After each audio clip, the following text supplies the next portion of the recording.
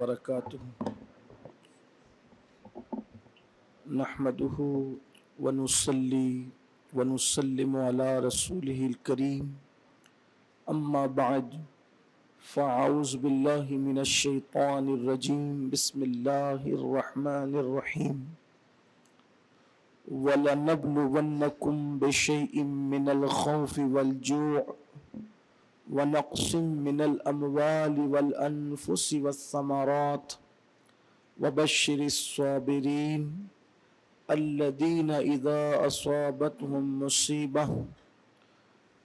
मुसीबतुन क़ालू इन्ना लिल्लाहि व इन्ना इलैहि राजिऊन।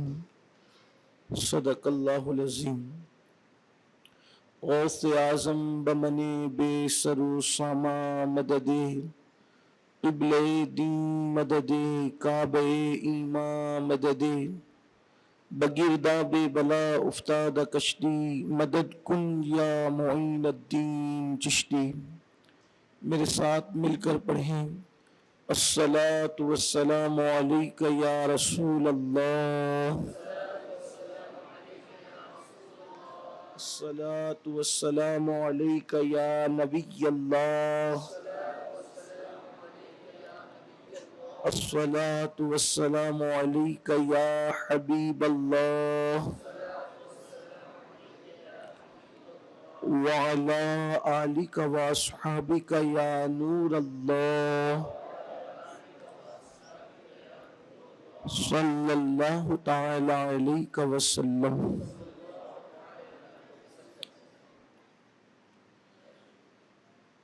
ये जुमा का इज्तिमा है और माशाअल्लाह इस मस्जिद में हमारे मुफ्ती साहब हज़रत अल्लामा मुफ्ती इम्तियाज़ नजमी साहब से आप उनसे बयानात खिताबात दुरूस समात करते रहते हैं, लेकिन आज उनके और आपके दरमियान में हाइल हूँ, उसके लिए माजरत खा हूँ। लेकिन आज जुमा की इस महफिल में मौजूदा दौर के कुछ मसाइल पर हम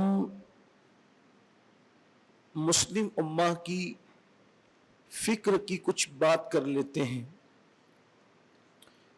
ताकि मेरे और आपके लिए निजात का जरिया साबित हो।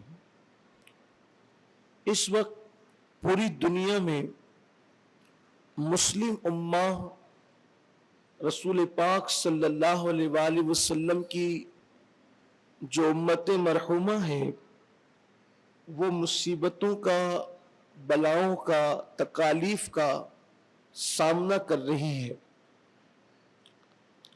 कोई मुल्क ऐसा नहीं, सिर्फ कोई एक दो मुल्क की बात नहीं, कोई मुल्क ऐसा नहीं, कोई जमीन ऐसी नहीं जहां मुसलमान तकलीफ, मुसीबत और परेशानी का शिकार ना हो।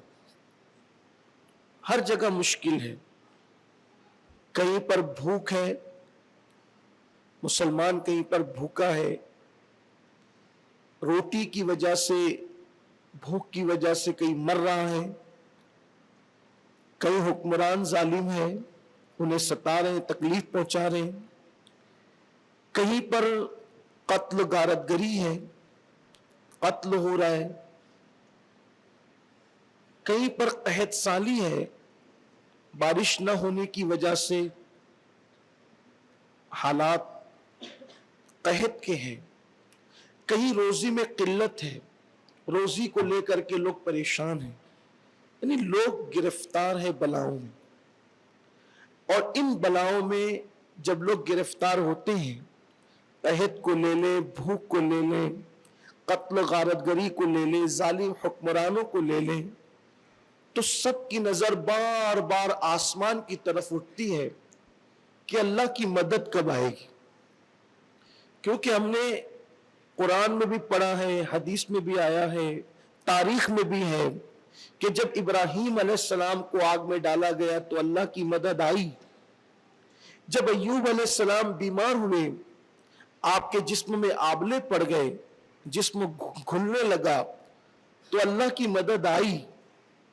हजरत मूसा अलैहिस्सलाम को और उनकी कौम को जब फिरौन और फिरौनियों ने उन पे जुल्म किया, हुक्मरान जालिम हुए, तो अल्लाह की मदद आई और दरिया में अल्लाह ने रास्ते पैदा कर दिए, और ऐसे रास्ते पैदा किए कि पानी की दीवारों में अल्लाह ने खिड़कियां भी बना दी। अल्लाह की मदद आई, फिरौन गर्क हो गया, जिल्लत की मौत मर गया। उसकी लाश को कुत्ते भी नहीं खाते थे, उसकी लाश को जानवर भी नहीं खाते थे, हत्ता कि आज भी वो एक म्यूजियम के अंदर बेगोरो कफन पड़ा हुआ है और उसकी लाश लोगों को दावत इबरत दे रही है।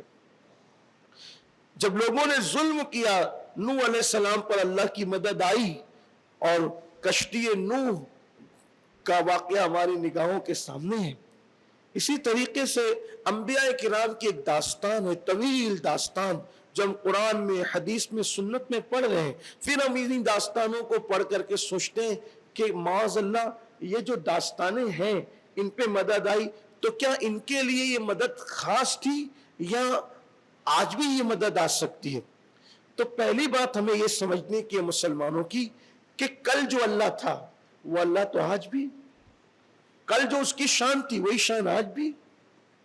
उसकी शान कोई घटती तो नहीं है ना, वो घटने बढ़ने से पाक है।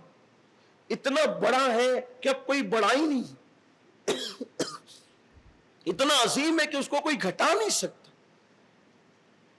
कल उसमें जो ताकत थी, कुव्वत थी, वो आज भी है।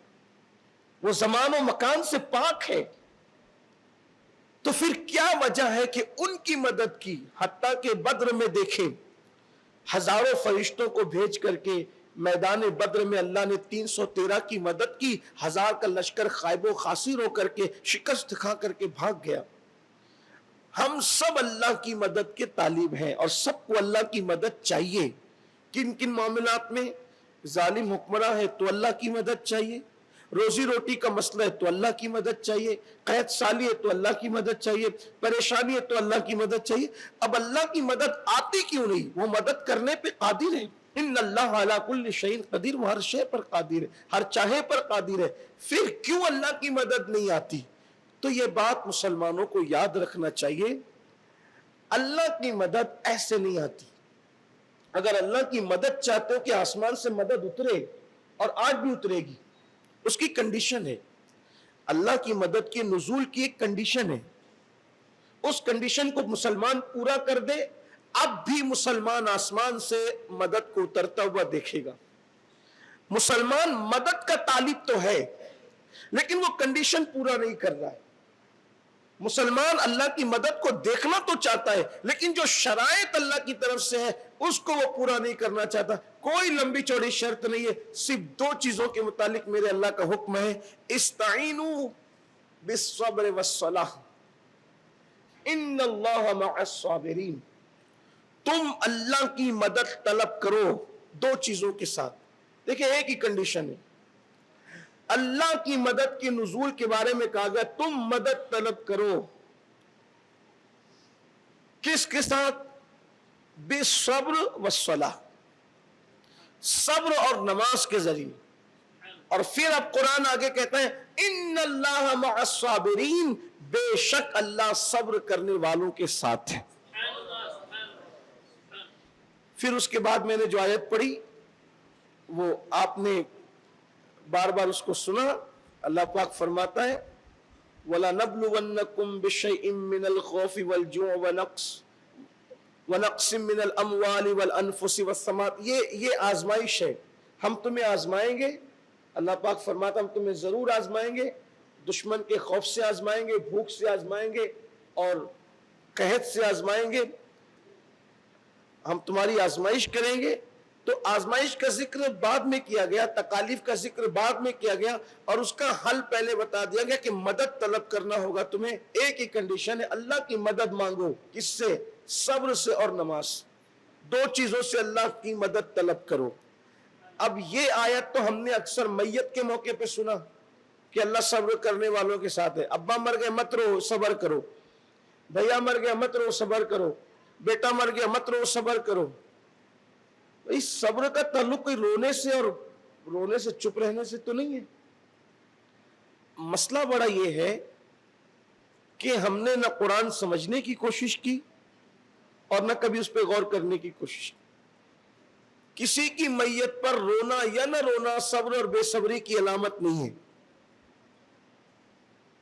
میں تو آپ کو یہ بھی بتا سکتا ہوں کہ میت پر اللہ کے رسول خود روئے ہیں. بے شمار میتیں آپ کو بتا سکتا ہوں. وہ آپ حدیث اٹھا لیں, بلکہ صحابہ نے پوچھ بھی لیا. اللہ کے رسول علیہ الصلوۃ والتسلیم کے شہزادے جب سیدنا ابراہیم ابن محمد رضی اللہ تعالیٰ عنہ صلی اللہ علیہ وآلہ وسلم, حضور کے جب آخری شہزادے حضرت ابراہیم ابن محمد علیہ السلام, ان کی جب ان کا وصال ہو گیا چھوٹی عمر میں, چھوٹی سی عمر تھی, اس چھوٹی عمر میں, کم عمری میں ان کا جب وصال ہو گیا, تو جب ان کو قبر میں رکھا جا رہا تھا, اللہ کے رسول کی آنکھوں میں آنسو تھے, حضور رو رہے تھے. صحابہ نے پوچھا یا رسول اللہ صلی اللہ علیہ وآلہ وسلم آپ بھی رو رہے ہیں؟ ہمیں تو یہ کہ میت پہ رونے کو منع کیا گیا ہے, تو آپ بھی رو رہے ہیں؟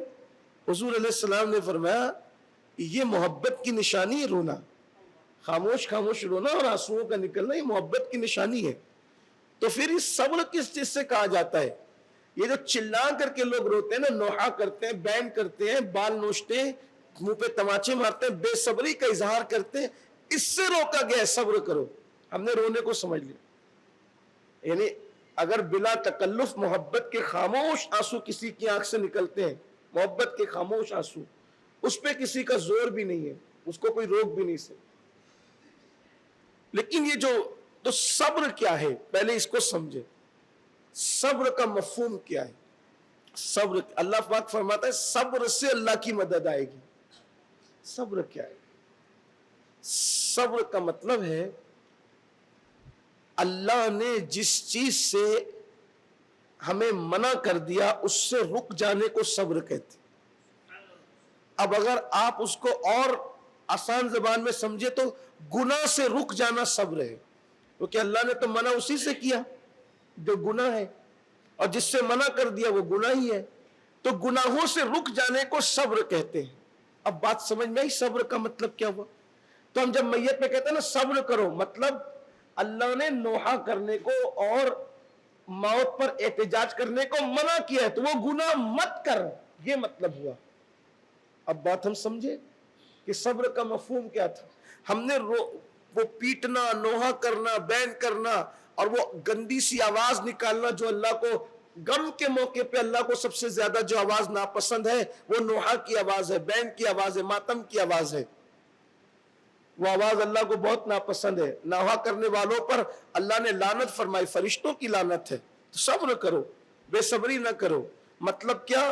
موت اور غم کے موقع پہ جن چیزوں سے اللہ نے تجھے منع کر دیا اس سے رک جا. ٹھیک اسی طرح یہ چیز تجھ سے جدا ہوئی, تو چیز جب کوئی تجھ سے جدا ہوتی ہے تو بے چین ہونا, بے قرار ہونا, آہو بکا کرنا, یہ تو فطری تقاضا ہے. تو کہا جا رہا ہے صبر کرو, رکو اس پر, اللہ کی رضا میں راضی رہو.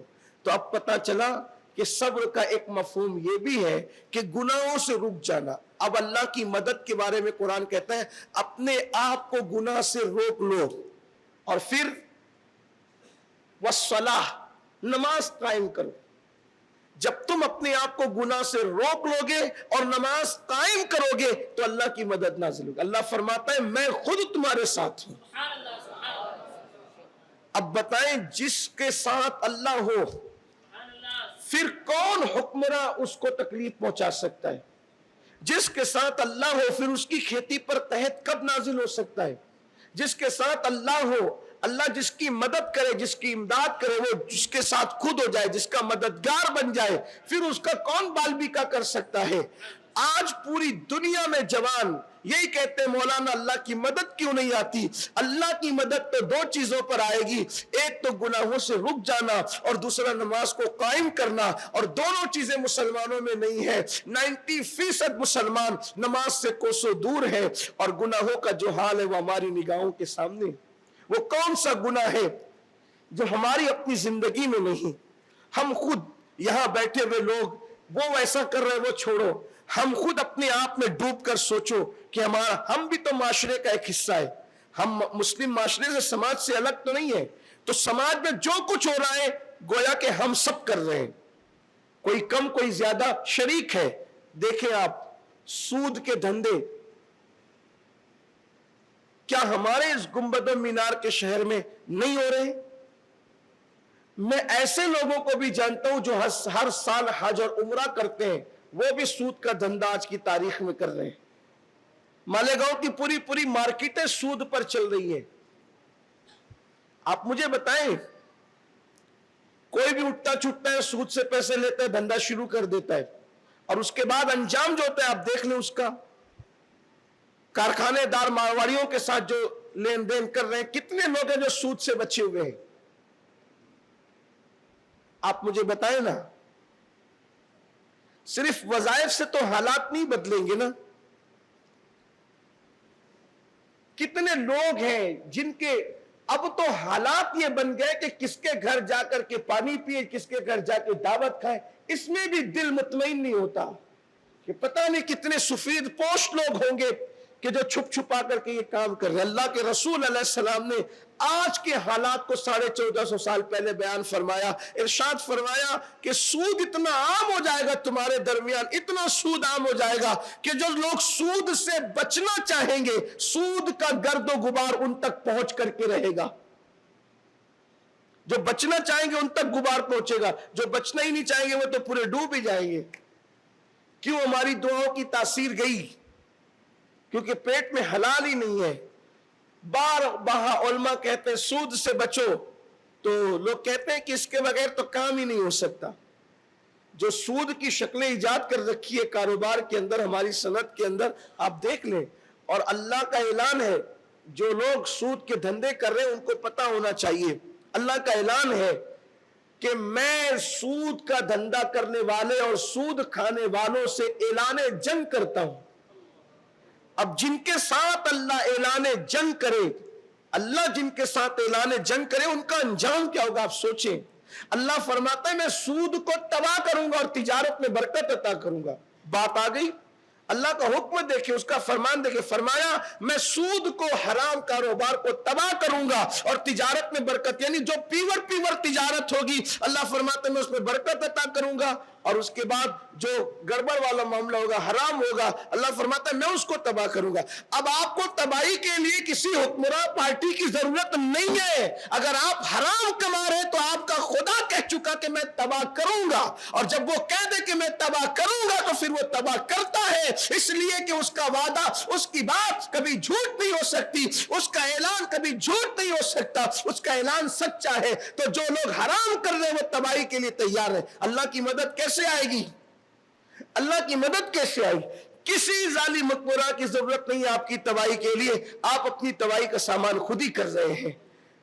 پھر اس کے بعد آپ دیکھ لیں چوری کے معاملات مسلمانوں میں ہیں۔ آج کل نوجوان لڑکے آسانی کے ساتھ جو ہے وہ 4-6 کی ٹولی بنا لیتے ہیں، چوری شروع کر دیتے ہیں۔ اللہ کے رسول علیہ السلام فرماتے ہیں کہ جب کوئی چوری کرتا ہے اس وقت وہ مومن نہیں رہتا، جب کوئی چوری کرتا ہے اس وقت مومن نہیں رہتا۔ چوری کی واردات اتنی بڑھ چکی ہے کہ اللہ اکبر، لوگ رات دیر گئے موبائل پر بات کرنے سے بھی ڈرتے ہیں وہ چھین کے لے کے بھاگ نہ جائے۔ کہیں بائک چوری ہے، کہیں سائیکل چوری، کہیں موبائل چوری، حتیٰ کہ مسجدوں میں چپل تک چوری ہے۔ وجہ کیا ہے؟ اس لیے کہ گناہ کو کبھی گناہ سمجھا نہیں جا رہا ہے۔ اچھا کچھ لوگ یہ سوچتے ہیں کہ مولانا ایسا ہے کہ جب نہیں کچھ ہے تو کچھ تو کرنا ہوگا۔ اگر مسلمان ہو اور ایمان کی کوئی ذرہ برابر بھی رمق دل میں ہے تو اتنا تو سوچو کہ جب ہم ماں کے پیٹ میں تھے، جب ہم ماں کے شکم میں تھے، ماں کے پیٹ میں تھے، اس وقت نہ ماں کھلا سکتی تھی، نہ باپ کھلا سکتا تھا، نہ بھائی کھلا سکتا تھا، نہ بہن۔ جہاں روشنی بھی جانے کی جگہ نہیں تھی، جہاں سوئی کا ناکا بھی جانے کی جگہ نہیں تھی، جب ماں کے پیٹ میں اللہ نے ہمیں کھلایا۔ کیسا وہ رزاق ہے جس نے ماں کے پیٹ میں ہمیں کھلایا، وہ بھولا نہیں ہمیں، وہ بھولنے سے پاک ہے۔ تو جب ماں کے پیٹ میں وہ ہمیں کھلا سکتا ہے تو دنیا میں آ کے وہ ہمیں بھوکا کیسے رکھے گا؟ کوئی اس پر بھروسہ تو کر کے دیکھے، کوئی اس پر توکل تو کر کے دیکھے، کوئی اس کا راستہ اختیار تو کر کے دیکھے۔ اس کا راستہ، آپ جنگلوں میں نہیں جاتے، لیکن جن بزرگوں نے جنگلوں میں زندگیاں گزاری ہے نا، انہیں پتا ہے کہ اللہ تبارک و تعالیٰ کیسے کیسے لوگوں کو کھلا رہا ہے، جنگلوں میں بیابانوں میں کیسے کھلا رہا ہے۔ آپ کو بتاؤں، ایک بزرگ فرماتے ہیں کہ میرے دل میں اچھا دو چیز اس میں بیان کروں۔ ایک سوال لوگوں کے دل میں خیال پیدا ہوتا ہے کہ جب اللہ کھلانے والا ہے، ماں کے پیٹ میں کھلایا تو پھر کام دھام کرنے کی ضرورت کیا، وہ کھلائے گا۔ یہ فکر بھی اچھی نہیں ہے۔ اس نے جب ہاتھ اور پیر اور طاقت قوت دی ہے تو ہمیں کوشش کرنا ہے، کوشش کرو گے تو وہ دے گا۔ اچھا نئی کوشش کرو گے نا تو بھی ملے گا، لیکن اس میں عیب ہے، ابھی وہ آپ کو آگے بات سمجھ میں آئے گی وقت رہا تو۔ ایک بزرگ فرماتے ہیں کہ میرے دل میں خیال آیا، دل میں خیال ہی آیا کہ میں نے صرف رات دن عبادت کرنا ہے، عبادت کرنا ہے، عبادت اور صرف عبادت، عبادت کے سوا کچھ نہیں کرنا۔ آپ کا روزی کا اللہ تو رزاق ہے، وہ تو بالکل دے گا اور وہ کھلائے گا وہ۔ تو یہ سوچ کر میں چلا گیا ایک پہاڑی پر۔ جب ایک پہاڑی پر گیا تو میں نے ایک منظر دیکھا۔ منظر یہ تھا، پہاڑی پر جاتے وقت منظر یہ تھا، ایک اندھا سانپ تھا اور اس اندھے سانپ نے اپنا منہ کھول رکھا تھا۔ میں دیکھتا تھا بار بار ایک چڑیا آتی ہے، وہ کچھ اٹھاتی ہے اور پھر وہ خود کھاتی نہیں، وہ چھوڑ دیتی ہے۔ ایسے یہ بار بار چھوڑتی کا ہے لے جا کر کے۔ تو میں نے دیکھا تو ایک اندھا سانپ تھا جو منہ کھولے بیٹھا تھا اور اس کے منہ میں چڑیا اس کی غذا ڈال رہی تھی۔ تو میرا معاملہ اور پختہ ہو گیا، جب اللہ اندھے سانپ کو اس طرح کھلاتا ہے، اگر میں عبادت کروں تو نہ کھلائے گا۔ اور دوسرے بزرگ تشریف لائے اور انہوں نے فرمایا حضرت یہاں کیا بیٹھے ہو، عبادت بھی کرو روزی بھی کماؤ۔ کچھ لوگوں کا یہ بھی خیال ہے، کچھ لوگ ایسے مذہبی بننا چاہتے ہیں کہ دوسروں پر بوجھ بننا چاہتے ہیں۔ اسلام جو ہے وہ مسجد میں پڑے رہنے کا مذہب نہیں ہے، اسلام مسجد میں پڑے رہنے کا مذہب نہیں۔ اگر مسجد میں پڑے رہنا اسلام ہوتا تو سب سے پہلے صحابہ مسجد میں پڑے رہتے۔ اذان ہو مسجد میں آؤ، نماز ہو مسجد سے جاؤ، کام دھندا کرو، مسجدیں پڑے رہنے کی جگہ نہیں۔ بلکہ سب سے افضل ترین نماز تمام نمازوں میں کون سی ہے؟ جمعہ کی نماز۔ بالاتفاق پوری امت متفق ہے، جمعہ کی نماز کے برابر کسی نماز کا درجہ نہیں ہے، نہ عید کی نماز نہ بقرعید کی نماز، سب سے افضل نماز نمازوں میں جمعہ ہے۔ ٹھیک، اس نماز کے برابر، اس نماز کی حیثیت یہ ہے، حدیث پاک میں آتا ہے کہ جب جمعہ پڑھنے والے صحیح مکمل غسل کر کے جمعہ پڑھنے کے لیے آتے ہیں تو جب وہ لوٹتے ہیں جمعہ پڑھ کے تو اللہ ان کو گناہوں سے ایسے پاک کرتا ہے، جس دن وہ ماں کے پیٹ سے پیدا ہوئے تھے تو کیسے گناہوں سے پاک تھے، ویسے اللہ جمعہ پڑھنے والوں کو گناہوں سے پاک کر دے۔ اور باضابطہ فرشتے رجسٹر لے کر آتے ہیں، ہر جمعہ مسجد کے دروازوں پر کھڑے ہو کر وہ ہر آنے والے کا نام لکھتے، اس کی حاجتیں لکھتے۔ جب وہ پلٹ کر جاتے ہیں تو اللہ فرماتا ہے آ کہاں سے رہے ہو؟ وہ کہتے ہیں مولا تو نے حکم دیا تھا کہ جمعہ میں جاؤ، تو ہم جمعہ پڑھنے گئے تھے مسلمانوں کے ساتھ شامل ہونے کے لیے، یہ ان کے نام ہے۔ اللہ نے فرمایا وہ کہاں ہے اس وقت، حالانکہ وہ سب جانتا ہے۔ کہ مولا وہ جمعہ پڑھ کے لوٹ رہے ہیں، فرمایا جاؤ اس سے پہلے وہ اپنے گھروں میں داخل ہو جائیں، ان سے کہنا کہ اللہ نے تم سب کو بخش دیا۔ اللہ فرماتا ان کی حاجتیں کیا تھی، ان کی حاجتیں کیا تھی؟ تو وہ کہتے ہیں مولا یہ جو بھی حاجت آپ مانگتے رہتے ہیں یہ وہ سب مانگ رہے تھے۔ اللہ فرماتا مجھے میری عزت کی قسم میں نے یہ پورا کر دیا۔ جمعہ یہ ہے، لیکن وہ بھی پھر جمعہ بھی کو تو نہیں آتا نہ پڑھتے، نہ غسل صحیح ہے نہ وضو صحیح ہے، میں تو مسلمانوں کو یہ کہتا ہوں کہ ہمیں اللہ جیسا رب، اس کی معرفت اللہ نے نصیب کی، محمد الرسول اللہ جیسا نبی، ہمیں آخری نبی، اللہ کا محبوب اللہ نے ہمیں عطا کیا، ہمیں کمی کس چیز کی ہے؟ ہم ہی سدھر جائیں بس۔ بتائیں نا، جب ہمیں غسل ہی صحیح نہیں آتا، وضو ہی صحیح نہیں آتا، تو ہمارا جمعہ کہاں ہے؟ آج تک کبھی سیکھا نہیں کہ اسلامی طریقہ غسل سیکھنے کا کیا، غسل کرنے کا کیا ہے، وضو کرنے کا اسلامی طریقہ کیا ہے۔ اگر آپ پر غسل جنابت واجب ہو گیا، آپ پہ غسل ناپاک ہو گئے آپ، اور آپ کی ناک میں کوئی ایسی چیز رہ گئی جو آپ نکال سکتے تھے لیکن آپ نے نہ نکالی اور وہاں تک پانی نہیں پہنچایا جہاں پانی پہنچانے کا حکم ہے، آپ کا غسل ہی نہیں ہو۔ آپ کی دانت میں کوئی ایسی چیز اٹک گئی کسی سوراخ میں جس کو آپ نکال سکتے تھے اور وہ نکل سکتی تھی، آپ نے نہیں نکالا، غفلت کی آپ نے، پھر آپ نے غسل کیا جنابت کا، آپ پاک نہیں ہو۔ آپ پوچھئے مفتی صاحب، ماشاءاللہ آپ کے یہاں تو امام صاحب مفتی صاحب ہیں، آپ سیکھیے۔ ہم کمپیوٹر سیکھتے ہیں، سائیکل سیکھتے ہیں، بزنس سیکھتے ہیں، 25 سال لگا دیتے ہیں، دنیاوی ایجوکیشن کے لیے لگانا بھی چاہیے، منع نہیں ہے، لیکن کبھی ہم نے دین نہیں سیکھا۔ نماز جمعہ میں فرائض کتنے ہیں، اس کی شرائطیں کتنی ہیں، کیا احکامات ہے، کچھ نہیں سیکھا۔ جس دن مسلمان اسلام کی اہمیت اور قدر جان لے گا، اس دن مسلمانوں کو کوئی تقریر کی ضرورت نہیں پڑے گی، پوری تمام مسلمان، پوری امت اسلام پر عمل کرنے پر مجبور ہو جائے گی۔ آپ اس کی اہمیت سیکھیے، آپ کو پتہ ہونا چاہیے دین کیا ہے۔ جس دین سے اللہ مل جاتا ہے اس دین سے کیا نہیں مل سکتا۔ صحابہ کرام فجر کی نماز سے مسجدوں میں آ کر بیٹھتے تھے جمعہ کے لیے، یہاں تو خطبے تک آتے ہیں، بلکہ نماز شروع ہونے تک آتے ہیں، حتیٰ کہ لوگوں کی پہلی رکعت جمعہ کی بھی چھوٹتی ہے۔ آپ مجھے بتائیں، غفلت کی انتہا ہے۔ بہرحال وقت مکمل ہوتا ہے، میں اپنی بات پوری کر لوں۔ جمعہ کی نماز سب سے افضل ہے۔ اللہ پاک ارشاد فرماتے ہیں قرآن مقدس میں جمعہ کے لیے، اذا نودی للصلاۃ من یوم الجمعہ فاسعوا الی ذکر اللہ وذروا البیع، سورۃ الجمعہ کی آخری آیتیں۔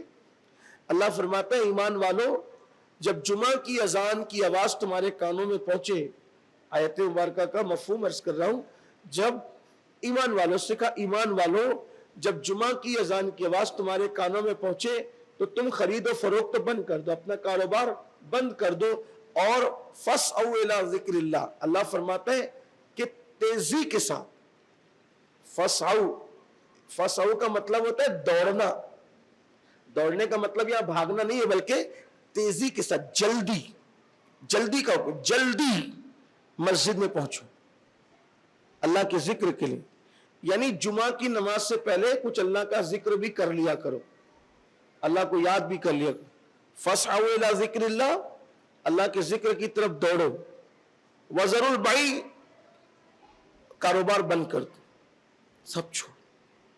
ابھی اذان کے بعد کوئی کاروبار نہیں کرنا، اذان کی آواز آئی سب چھوڑ چھاڑ کر مسجد میں پہنچ جاؤ۔ ابھی بھی لوگ جو ہے وہ سیٹ لوگ مزدوروں کو تنخواہ 1:30 1 بجے تک دیتے رہے، ملیچا پن ہے، سستی ہے، غفلت ہے، خود دیر سے سو کر کے اٹھے گا، آئے گا، پھر لائے گا، خود بھی دیر سے مسجد میں جائے گا، اس کے مزدور بھی مسجد میں دیر سے جائے۔ ایک وقت تھا، ہم نے اپنے بڑوں سے سنا ہے کہ جمعہ کے 10 بجے تک کے ہر سیٹ اپنے کارخانے داروں کو اور ہر سیٹ اپنے مزدوروں کو تنخواہ دے دیتا تھا، وجہ اس کو بھی جلدی مسجد جانا ہے اور مزدوروں کو بھی جلدی جانا ہے، نہ اب سیٹ نے مسجد جلدی آنا ہے نہ مزدور نے مسجد جلدی۔ اگر کام سے فارغ بھی ہو گئے تو ہلا پاڑ کرتے رہیں گے، بات کریں گے، بیٹھیں گے دوستوں کو لے کے، ابھی تو پہلی اذان ہوئی، ابھی دوسری ہونا باقی ہے۔ یہ امام صاحب کی تقریر بڑی لمبی ہوگی یار، بہت لمبی تقریر کرتے، ارے اتنی بھنکس سنتے اس کی، اگر اللہ رسول کا ذکر 5 منٹ زیادہ سن لیا تو کیا ہوگا، اور ہو سکتا ہے زندگی بدل جائے اس سے، آپ کی زندگی میں تبدیلی آ جائے، انقلاب آ جائے، یہ حال ہے۔ تو پھر اللہ فرماتا ہے فاسعوا الی ذکر اللہ، اللہ کے ذکر کی طرف جلدی، ٹھیک۔ اب آگے نماز کے لیے کاروبار بند کر کے نماز پڑھ لیا، اب نماز پڑھنے کے بعد دیکھو میں نے کہا نا کہ مسجد میں پڑے رہنے والا ہمارا دین نہیں ہے، نہ ہم غاروں میں پڑے رہنے والے لوگ ہیں اور نہ ہم مسجدوں میں پڑے رہنے والے۔ اذان بھی مسجد میں ہو، پھر اللہ فرماتا ہے فَإِذَا قُضِيَتِ الصَّلَاةُ فَانْتَشِرُوا فِي الْأَرْضِ، جب جمعہ کی نماز ہو جائے تو تم مسجد کے باہر نکلو اور اللہ کا فضل تلاش کرو. دیکھیں قرآن کا لہجہ دیکھیں, کیا فرمایا؟ فَانْتَشِرُوا فِي الْأَرْضِ وَابْتَغُوا مِنْ فَضْلِ اللَّهِ. اللہ نے یہ نہیں کہا, دیکھیے بند کرنے کی بات آئی تو کیا کہا؟ کاروبار بند کرو. اور جب کھولنے کی بات آئی تو یہ نہیں کہا کہ کاروبار کھول دو, بلکہ کیا کہا؟ وَابْتَغُوا مِنْ فَضْلِ اللَّهِ, اللہ کا فضل تلاش کرو. یعنی اللہ نے تجارت اور کاروبار کو اپنا فضل قرار دیا ہے. تو کاروبار کرنا یہ دنیا داری نہیں ہے, بلکہ اللہ کا فضل تلاش کرنا ہے, اللہ کا فضل. اور ہمیں حکم, ہمیں کہاں جا رہا ہے, اجازت دی جا رہی ہے نکلو مسجد سے باہر, اللہ کا فضل تلاش کر. تو ہمارا دین یہ تعلیم دیتا ہے. ایک شخص کو فاروق اعظم نے دیکھا, نوجوان تھا, وہ رات دن مسجد میں پڑا رہتا تھا. تو آپ نے فرمایا, حضرت فاروق اعظم تو بڑے سخت تھے شریعت کے معاملے میں, کہا کہ تو مسجد میں پڑا رہتا ہے, تیرا گھر کیسے چلتا ہے؟ تو کہا کہ میرا بھائی میری ذمہ داری اٹھاتا ہے. تو فرمایا تجھ سے بہتر تیرا بھائی ہے, تجھ سے بہتر, تو جو تو بوجھ بنا ہے نا, تجھ سے بہتر تیرا بھائی. تو مسجد میں پڑا ہوا ہے, وہ مسجد میں نماز کے لیے آتا ہے, پھر چلا جاتا ہے اور تیرا بوجھ اٹھاتا ہے, تو وہ تجھ سے بہتر ہے. یہ فکر تھی, اسلامی فکر یہ تھی. تو بہرحال عرض یہ کر رہا تھا کہ اللہ تبارک و تعالیٰ نے ہمیں انسان بنایا اور پھر اس نے ہمیں حلال تک پہنچنے کا حکم دیا, کوشش سے پہنچے کریں. تو بات یہ چل رہی تھی کہ وہ اندھے سانپ کو جب اس بزرگ نے دیکھا اور ان کے خیال آیا کہ بھئی جب اللہ اس کو کھلاتا ہے تو مجھے کیوں نہیں, تو دوسرے بزرگ آئے اور فرمایا کہ تم یہاں کیسے؟ عبادت کے لیے انہوں نے کہا میں آیا ہوں.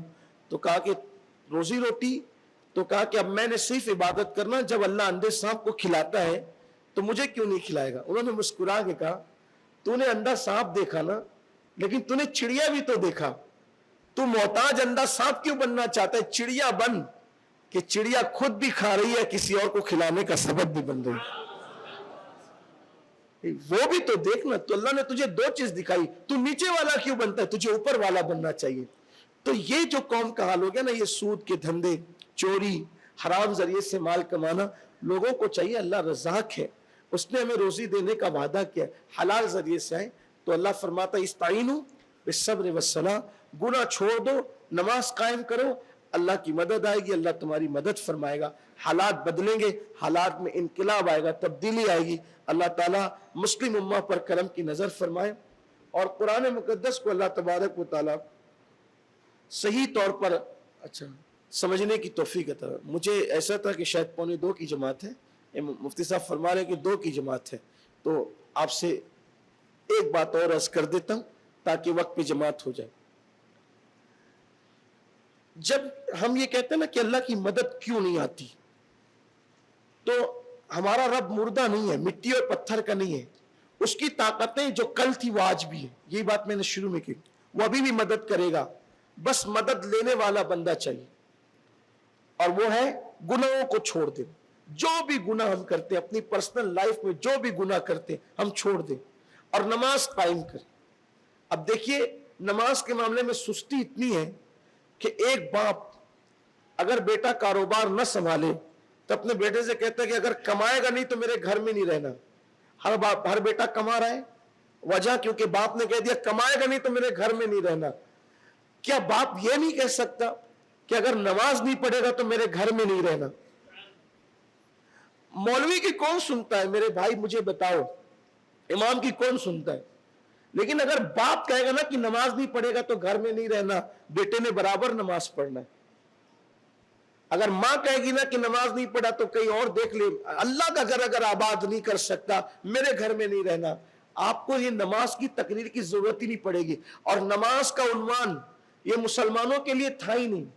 جو مسلمان ہوتا تھا وہ نماز پڑھتا تھا. یہ نماز کی فضیلتیں تو جو نئے مسلم تھے, غیر مسلم سے مسلمان ہونے والے تھے, ان کو ابھارنا تھا کہ بھئی نماز پڑھو گے تو یہ ملے گا, نماز پڑھو. مسلمانوں کا عنوان نماز تو تھا ہی نہیں, کیونکہ مائیں مسلمانوں کی مائیں بچپنے میں بچوں کو نماز کا پابند بناتی تھی. صحابہ کہتے ہیں رسول اللہ کے دور میں مسلمانوں کی پہچان صرف اتنی تھی کہ جو نماز پڑھتا تھا ہم اس کو مسلمان سمجھتے تھے, جو نماز نہیں پڑھتا تھا ہم اس کو مسلمان نہیں سمجھتے. آپ مجھے بتائیں کہ نماز ہم نے چھوڑ دی ہے اور نماز چھوڑنے کی ہمارے ذہن و دماغ کے اندر کوئی الجھن بھی نہیں نماز چھوڑ کر، جبکہ اللہ کے جیسے آج ہم لوگ منع کرتے ہیں نا زانیوں کے ساتھ مت بیٹھو، شرابیوں کے ساتھ مت بیٹھو، ہم اپنے بچوں کو کہتے ہیں، رسول اللہ اپنے صحابہ سے کہتے تھے بے نمازیوں کے ساتھ مت بیٹھا کر۔ اللہ کے رسول علیہ السلام حضرت ابو ہریرہ سے کہتے ہیں ابو ہریرہ ہو سکے تو بے نمازی کے پاس مت بیٹھنا، کیونکہ بے نمازی پر آسمان سے لعنت برستی ہے۔ مطلب یہ کہ جب بے نمازی پہ لعنت برسے گی تو جو اس کے آس پاس بیٹھیں گے اس کا اثر ان پر بھی ہوگا۔ اس دور میں بے نمازیوں کے یہ ان کی ذلت یہ تھی، کوئی بے نمازی تھا نہیں۔ آج تو پورا معاشرہ، ماں بے نمازی، باپ بے نمازی، بھائی بے نمازی۔ ایک بندہ اگر نمازی ہو جائے پورے گھر میں تو آخر اس سے کیا انقلاب آنا ہے؟ ہمیں اپنے گھر کے اندر یہ کوشش کرنی ہوگی، ہمیں گھر میں اللہ کی اگر مدد چاہتے ہیں پورا گھر نمازی بنے، نماز کی پابندی ہمیں کرنی ہوگی، ماحول بنانا ہوگا۔ ام المومنین سیدہ عائشہ صدیقہ رضی اللہ تعالیٰ عنہ فرماتی ہے اللہ کے رسول ہم لوگوں سے بات چیت کیا کرتے تھے اور جب اذان ہوتی تھی تو حضور ایسے ہو جاتے جیسے ہمیں پہچانتے ہی نہیں تھے، نماز کی تیاری میں لگ جاتے۔ ایک مرتبہ اللہ کے رسول علیہ السلام نے صحابہ سے کہا میرے صحابہ اللہ سے دعا کرو کہ اللہ تم کو نہ بدبخت کرے نہ محروم کرے، نہ بدبخت کرے نہ محروم کرے۔ محروم کا مطلب جس کا اللہ کی رحمت میں کوئی حصہ ہی نہیں، اور بدبخت مطلب کہ اس کی تقدیر اچھی نہ ہو۔ تو حضور نے دعا کی کے لیے کہا کہ دعا کرو کہ اللہ تمہیں بدبخت بھی نہ کرے محروم بھی نہ کرے۔ صحابہ نے حضور نے کہا دعا کر لی۔ پھر سرکار نے فرمایا صلی اللہ علیہ وسلم تم مجھ سے نہیں پوچھتے کہ یہ بدبخت کون ہے اور محروم کون ہے؟ مجھ سے پوچھو نا، تم نے دعا تو کر لی لیکن مجھ سے پوچھو کہ بدبخت کون ہے اور محروم کون ہے۔ تو صحابہ نے اس کی یا رسول اللہ آپ بتائیں کہ بدبخت اور محروم کون ہے؟ تو آقا فرماتے جو نماز چھوڑ دیتا ہے وہ بدبخت بھی ہے اور وہ محروم بھی ہے۔ اللہ پاک ارشاد فرماتا ہے حدیث قدسی میں کہ جو جان بوجھ کے نماز چھوڑ دے میں اس پر سے اپنی رحمت کی چادر ہٹا لیتا ہوں، اپنی رحمت والا ہاتھ اس سے ہٹا لیتا ہوں۔ آپ دیکھ لیں مسلمان جو در در کی ٹھوکر کھا رہا ہے، بلک رہا ہے، تڑپ رہا ہے، پریشان ہے، وجہ مسجد میں نہیں آنا اس کو، نماز نہیں پڑھنا ہے اس کو، اس لیے کہ اس کے درمیان نماز کی اہمیت ہی نہیں۔ پورا قرآن اٹھا کر دیکھ لیں، پورے قرآن کی 6666 آیتیں ہیں۔ اللہ نے کسی کام کا حکم ایک بار دیا، کسی کا 2 بار، کسی کا 3 بار، کسی کا 4 بار۔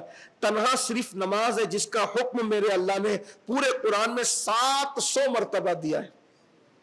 آخر نماز میں کیا چیز ہے کہ اللہ اس کا حکم پورے قرآن میں 700 مرتبہ دے رہا ہے؟ کسی کا حکم اتنا نہیں دیا جتنا نماز کا حکم دیا، 700 مرتبہ۔ اسی لیے بزرگوں نے فرمایا جو ایک وقت کی نماز جان بوجھ کے چھوڑ دے وہ 700 مرتبہ اللہ کی نافرمانی کرتا ہے۔ اللہ کے رسول علیہ السلام فرماتے من ترک الصلاۃ متعمدا فقد کفر۔ اگر اس کا لفظی ترجمہ کیا جائے تو یہ ہوتا ہے کہ جس نے نماز چھوڑ دی وہ کافر ہو گیا، لیکن علماء رعایت کرتے ہوئے اور دوسری احادیث کو سامنے رکھتے ہوئے اس کی جو شرح کرتے ہوئے یوں تعویل کے ساتھ مانا کرتے ہیں کہ جس نے نماز چھوڑ دی وہ کفر کی حد تک پہنچ گیا۔ جس سے اللہ رحمت کی چادر ہٹا لے، جس سے اللہ تبارک و تعالیٰ ناراض ہو جائے، اللہ تبارک و تعالیٰ کا جو نافرمان ہو، جو بدبخت قرار دیا جائے، محروم قرار دیا جائے، جہنم کے دروازے پہ جس کا نام لکھ دیا جائے، جس کے بارے میں یہ کہ سب سے سخت ترین عذاب اگر کسی کو ہوگا تو بے نمازی کو ہوگا، مرتے وقت سب سے زیادہ اگر کسی کو پیاس لگے گی، بھوک لگے گی، تکلیف ہوگی تو بے نمازی کو ہوگی، سب سے بدترین موت اگر تکلیف کی کوئی مرتا ہے تو بے نمازی مرتا ہے۔ مسلمانوں کو بار بار یہ باتیں ریپیٹ کی جا چکی، لیکن غفلت کا حال یہ ہے کہ لوگ نہ مسجد میں آنا چاہتے ہیں نہ آتے ہیں، اور جو مسجد میں آ رہے ہیں ان کا حال بھی آپ دیکھیں کہ کیا ہے، کہ کبھی 4 وقت کی پڑھ لی، فجر چھوڑ دی، سر میں درد ہے تو نماز چھوڑ دی، شادی ہے تو نماز چھوڑ دی، ولیمہ ہے تو نماز چھوڑ دی۔ صحابہ کرام کا حال یہ ہوتا تھا کہ میت ہو رہی ہے، کسی کی روح نکل رہی ہے، نماز کا وقت آیا ہے، وہ چھوڑ کر کے پہنچے مسجدوں کے اندر، حالت جنگ میں انہوں نے نمازیں پڑھی، ڈوبتے اگر کوئی کشتی ڈوب رہی ہے تو ڈوبتے ڈوبتے بھی ان لوگوں نے نماز کی نیت کی ہے کہ اللہ ناراض نہ ہو جائے۔ اور نماز ایک ایسی چیز ہے جس کے بارے میں گارنٹی کے ساتھ فرمایا گیا، اللہ کے رسول فرماتے ہیں جب بندہ سجدے میں ہوتا ہے، اپنا سر حالت نماز میں سجدے میں رکھتا ہے تو اللہ کہ سب سے زیادہ قریب، دیکھو اللہ تو ہمارے قریب ہے، قرآن کہتا ہے نحن اقرب الیہ من حبل الورید، ہم اللہ ہمارے قریب ہے، لیکن ہم اللہ کے قریب کب ہوتے ہیں؟ تو قرآن نے کہہ دیا کہ اللہ تمہارے قریب ہے تمہاری شہرک سے زیادہ، لیکن تم اللہ کے قریب کب ہو؟ تو اللہ کے رسول فرماتے ہیں جب تم سجدے میں جاتے ہو تو اللہ سے سب سے زیادہ قریب ہو جاتے ہو، حتیٰ کہ اللہ اور بندے کے درمیان جتنے حجابات ہوتے ہیں وہ سب اٹھا دیے جاتے ہیں۔ اللہ اور تمہارے درمیان کوئی حجاب نہیں رہتا جب تم سجدے میں ہوتے ہو۔ اب اس کا مطلب یہ ہے کہ ہمارا مذہب یہودیت اور نصرانیت والا نہیں ہے کہ اللہ تک پہنچنا ہے، کوئی راہب کو لے کے پہنچو، کوئی پادری کو لے کے پہنچو، کسی اور کو نہیں۔ اللہ کے رسول علیہ السلام نے ہمیں اتنا مضبوط دین دے دیا کہ بندے تو چور ہے، ڈاکو ہے، تو گنہگار ہے، سیاکار ہے، زناکار ہے، بدکار ہے، تو کچھ بھی ہے، اگر تو توبہ کر کے مسجد کے دروازے پر آ جائے، وضو کر لے اور پھر تو خلوص دل کے ساتھ اپنا سر زمین پہ رکھ دے تو پھر تیرے گناہ نہیں دیکھے جائیں گے۔ اللہ اور بندے کے درمیان جیسے نمازی اور نیک لوگوں کے حجابات اٹھا دیے جاتے ہیں، تیرے سے بھی حجابات اٹھا دیے جائیں گے۔ تو جو چاہے اپنے دل کی فریاد اپنے خدا کو سنا، اور پھر جب کوئی سجدہ کرتا ہے تو اللہ تعالیٰ فرماتا ہے مجھے میری عزت و جلال کی قسم جب یہ سب کو چھوڑ کر میرے پاس آ گیا ہے، یہ جو مانگے گا میں اس کو عطا کروں گا۔ اس کا کرم بہت بڑا ہے۔ مسلمان سب سے رشتہ جوڑ رہے، اپنے رب سے جڑنا کیوں نہیں چاہتے نہیں پتا، جس کی چوکھٹ سے سب کی جھولیاں بھری ہے اس سے کیوں نہیں مانگنا چاہتے، وہاں کیوں گڑ گڑانا نہیں چاہتے؟ سیاسی لیڈروں کے پاس گڑ گڑا رہے ہیں، ادھر ادھر گڑ گڑا رہے ہیں، لوگوں سے امیدیں وابستہ کر رکھی ہے، جس کا وعدہ ہے ادعونی استجب لکم، مجھ سے مانگو میں تمہیں دوں گا، اعلان قرآن ہے ادعونی استجب لکم، میں مجھ سے مانگو دوں گا، جو مانگو گے دوں گا۔ جب اس نے فرما دیا، ارے کیا لوگوں نے تاریخ نہیں پڑھی، روایتیں نہیں پڑھی، حدیثیں نہیں پڑھی؟ جس نے بھیک مانگنے والوں کو بادشاہ بنا، جس نے مانگنے والوں کو داتا بنایا، کون ہے؟ وہ اللہ ہے۔ اور جس نے بادشاہوں کو فقیر بنا دیا وہ اللہ ہے۔ جس نے ذرے کو آفتاب بنایا اللہ ہے۔ جس نے کل کہہ کے کائنات بنایا وہ اللہ ہے۔ جو دریاؤں کو روانی دیتا ہے وہ اللہ ہے۔ جو سورج نکالتا ہے اللہ ہے، چاند نکالتا ہے اللہ ہے، وہ اللہ ہے۔ پہلی رات کا چاند بالکل باریک سا ناخن کی طرح ہوتا ہے اور وہ 14 دن کے اندر اندر پورا بدر کامل بن جاتا ہے۔ وہ کون ہے جو بدر کامل بنا دیتا ہے ایک باریک سے چاند کو؟ کبھی اس کی نشانیوں میں غور تو کرو۔ ستاروں کی انجمن جس نے سجا رکھی ہے، رات آتی ہے تو دن کہاں جاتا ہے، دن آتا ہے تو رات کہاں جاتی ہے، یہ سب اللہ کے نظام ہے۔ وہ اگر ہمیں نوازے تو کیا مشکل ہے؟ اور اس کو تو نوازنا ہی، وہ دینے والا ہے، اس نے سب کو دیا ہمیں بھی دے گا، کوئی اس کے گڑ گڑا ہے۔ اور اللہ کو سب سے زیادہ بندے اس سے مانگنے والے پسند ہے۔ بندوں کا حال ہے کہ اس سے مانگو تو بندہ ناراض ہو جاتا ہے، اور اللہ کا فرماتا ہے کہ مجھ سے نہیں مانگتے تو میں ناراض ہو جاتا ہوں۔ اللہ سب سے زیادہ خوش ان لوگوں سے ہوتا ہے جو اس سے بہت کثرت سے دعا کرتے، مانگتے۔ مانگو، الدعاء مخ العبادات، دعا عبادت کا مغز ہے۔ الدعاء سلاح المومن، دعا مومن کا ہتھیار ہے۔ جب اللہ کے راستے ہمارے لیے کھلے ہیں، بس ایک راستہ ہے، رسول اللہ کا وسیلہ دے کر، مقبول بندوں کا وسیلہ دے کے جو مانگو اللہ عطا کرے گا۔ دعا کی قبولیت کے لیے نیک ہونا شرط نہیں ہے، دعا کی قبولیت کے لیے یقین کا ہونا شرط ہے۔ اللہ سے جو یقین کے ساتھ مانگتا ہے، گنہگار بھی مانگے تو اللہ دیتا ہے، بلکہ بڑھ کر کہہ دوں اگر کافر بھی اللہ سے مانگے تو میرا اللہ کافر کو بھی عطا کرتا ہے۔ جو خدا کافر کو دیتا ہے کیا وہ اپنے ایمان والے بندوں کو نہ دے گا؟ لیکن ایمان والے بندے ہی، اللہ اکبر، ان کا حال یہ ہو گیا، وہ سب طرف جانا چاہتے، خدا کی بارگاہ میں آنا نہیں چاہتے۔ اللہ ہماری قوم پہ رحم فرمائے اور ہمیں اپنا رشتہ اللہ سے مضبوط کرنے کی توفیق عطا فرمائے۔ گفتگو کے درمیان کوئی غلطی ہو تو اللہ معاف کرے۔ وما علینا الا البلاغ۔